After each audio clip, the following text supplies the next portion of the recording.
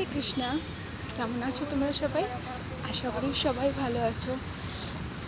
একটা জিনিস দেখাই, দেখো আমি এখানে হসপিটালে এসেছি। এখানকার হসপিটালের পরিষেবা কত ভালো, মানে এখানে কত পরিষ্কার পরিচ্ছন্ন, অনেক গাছ আছে, মানে সব জায়গাতে অনেক কিছু গাছ লাগানো আছে। কত বড় বট গাছ দেখো।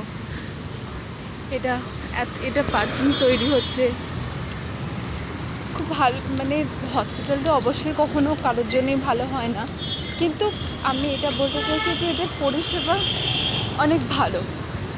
মানে ডাক্তাররাও প্রচণ্ড কোঅপারেটিভ, মানে ওরা খুব সাহায্য করে ডাক্তাররা, এখানে নার্সও খুব সাহায্য করে।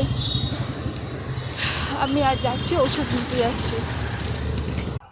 একটা কথা কি জানো তো, সবসময় বিশ্বাস করবে যে তোমার ওপর ঈশ্বরের হাত আছে, তোমার ওপর ঈশ্বরের আশীর্বাদ আছে। আর কেউ তোমাকে আশীর্বাদ দিক না দিক, অবশ্যই মা বাবা গুরুজনদের আশীর্বাদে অনেক, মানে অনেক কাজে আসে। অনেক আশীর্বাদ দিলে তুমি অনেক সব জায়গাতেই সফল হবে, কিন্তু হয় না, ঈশ্বরের আশীর্বাদ তোমার মাথার ওপর যদি থাকে তাহলে তুমি সব কিছুই করতে পারবে। মানে তুমি বুঝতে পারে, হয়তো পথে বাধা আসবে অনেক, কিন্তু সেই বাধাটা কোনো না কোনো দিক থেকে কেটে যাবে। একটা টাইমে যেন তো আমাদের জীবনটা লাগে যে অনেকটা অন্ধকার হয়ে গেছে, কোনো রাস্তা খুঁজে পাবে না তুমি, কিন্তু ঠিক সেই সময় যে একটা বড় পরিবর্তন আসবে না, সেটাও তুমি লক্ষ্য করতে পারবে। যখন পরিবর্তনটা আসবে তখনই সেটা তুমি অনুভব করতে পারবে, তার আগে তুমি অনুভব করতে পারবে না। একটা জিনিস দেখাই, দাঁড়াও একটুখানি যাই, তারপর দেখাচ্ছি।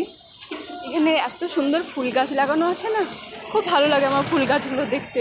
এখানে দাঁড়াও, এই দেখো, দেখেছো কত সুন্দর সুন্দর ফুল গাছ, খুব ঝর্ণা হচ্ছে। হ্যাঁ, ভালো লাগছে দেখতে। মানে সাজানো গোছানো হসপিটাল তো অবশ্যই কারোর আসতে ভালো লাগে না, আর ঠাকুর করে যেন কাউকে কখনো আসতেও না হয়, কিন্তু খুব সাজানো গোছানো। চলো, আমি এসে গেছি ওষুধ নিতে, আবার পরে ভিডিও বানাবো। রাধে রাধে কৃষ্ণা।